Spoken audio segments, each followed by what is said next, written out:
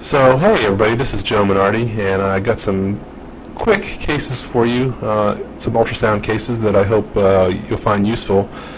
These are some cases that we actually put together for some of our fourth-year students on a surgical elective that accompanies a little bit of an ultrasound course that we did for them. But these are some interesting cases that hopefully have some kind of good teaching points that are, hopefully good for anybody that does ultrasound out there, especially some beginners or folks that are kind of learning some of their skills in ultrasound. So with that said, I'll go ahead and jump right into some of these cases, and you can let me know what you think later on. So this one, the name of this case is Drunk Fall Downgrade, and hopefully it'll make sense. It's really not that creative. So this case is a 19-year-old male who comes in after having a fall downtown while kind of partying with his buddies. He's a little bit intoxicated, but he's cooperative. He doesn't really have any complaints. His vital signs look pretty good.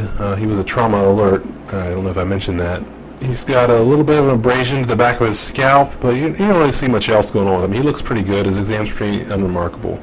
So in discussion with the trauma team there at the bedside, we said, this guy doesn't look like he had a lot of trauma. He's probably just mostly intoxicated. Let's just cancel the trauma page, and if you come up with something, give us a call. We got patients to see. But he's intoxicated, so we want to go ahead and do a good primary survey on him. We do a fast exam, and lo and behold, we find some stuff. These are some representative images. They aren't the whole fast exam, but we definitely see some things here. So this is the right side. Here's his diaphragm. This is his liver and kidney here. We can see the spine back here. He's bright white with shadows coming down. And we definitely see a little bit of fluid here in Morrison's pouch.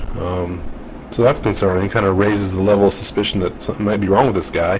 Here's the left side. Again, we see spine down here. Here's the spleen. It looks pretty good, but there's definitely some fluid around that spleen in the subdiaphragmatic space. Here's the kidney here. So with this fast exam, we decided, there's maybe more going on with this guy. He's kind of intoxicated. Our history's kind of sketchy. So let's go ahead and work this guy up. Let's go ahead and send him for CAT scan. He's still stable. So because of the fast exam, he went over for CAT scan of his chest, abdomen, pelvis. Where he was found to have actually a pretty significant right pulmonary contusion and grade 2 liver lac and definitely a small amount of hemoperineum. I don't know if I mentioned his SATs were normal. There were no respiratory findings whatsoever on his exam, but this pulmonary contusion was definitely there. So we called the trauma team back, and they said, yeah, it looks like there's some trauma. Nothing that looks operative, of course, but we're going to go ahead and admit him to the surgical intensive care unit and see how he does. And then we're able to get a little bit more history out of him, and it turns out he was actually struck by a car.